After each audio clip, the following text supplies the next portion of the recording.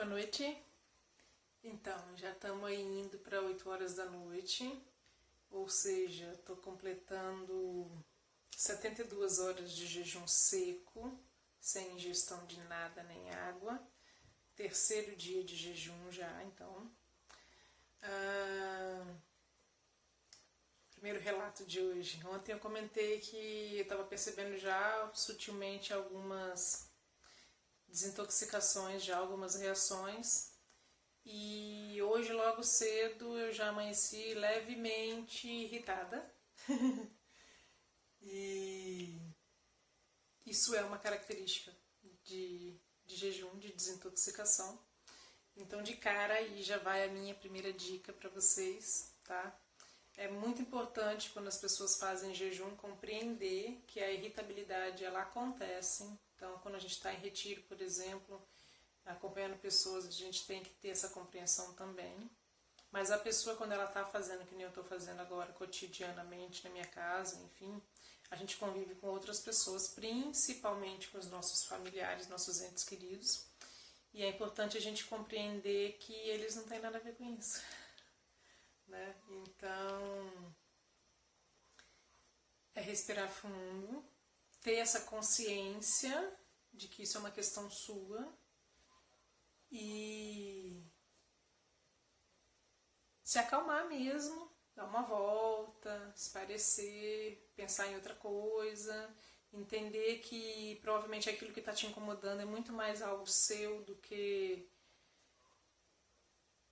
realmente necessário de incômodo, né? E enfim, e tomar muito cuidado mesmo. Então essa vai a minha primeira dica, tomar muito cuidado mesmo com as irritabilidades quando a gente trata com as pessoas da nossa vida, né? Então isso é uma prática também de paciência, de compreensão, de cuidado e principalmente de autoobservação. Porque, como eu falei ontem também, jejum é isso, né? É autocontrole, e a gente só consegue se controlar quando a gente se observa, quando a gente percebe o que está acontecendo. E para isso a gente precisa estar no estado de presença absoluta e de consciência. Baseado nisso, hoje eu resolvi aproveitei que hoje é sábado, né? E procurei ficar mais introspectiva, mais quieta no meu canto mesmo. Dei uma saidinha na feira, que todo sábado aqui a gente tem feira dos produtores aqui no vilarejo. E até porque eu preciso comprar coisas pro meu filho comer, que eu continuo, apesar de eu não estar comendo, mas eu continuo preparando alimentos aqui para ele. E também daqui a 2 dias vai entrar mais um retiro de purificação que eu vou estar fazendo acompanhamento, então eu também precisei fazer alguns reabastecimentos necessários para o abastecimento mesmo da alimentação da pessoa. Então a primeira dica foi essa a respeito da irritabilidade, do autocontrole.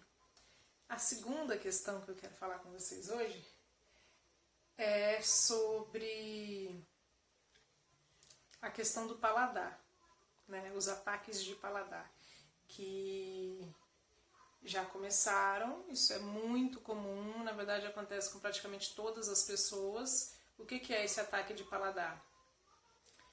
Eu gosto de estar sempre dando exemplos físicos, né? Práticos e que realmente aconteceram. Então, por exemplo, eu fui fazer uma salada para o meu filho com rúcula. Quando eu quebrei a rúcula, assim que eu lavei ela, o cheiro dela, a rúcula tem um cheiro muito forte, e entrou pelas minhas narinas. E eu amo rúcula. Na mesma hora, minha boca salivou com força mesmo. Eu que já estou começando a manifestar a ausência de líquidos na boca, né, por causa da desidratação que já está começando. Isso é uma outra característica de jejum seco. Mas não é nada preocupante, para quem está acostumado com isso, a gente já sabe que isso vai acontecer mesmo. Então, eu que não tinha muita, eu comecei a salivar mesmo. É uma questão que acontece, principalmente quando a gente está envolvido com as práticas diárias de casa, né? Que é o que está acontecendo comigo. Então teve essa situação da rúcula e teve a situação na feira.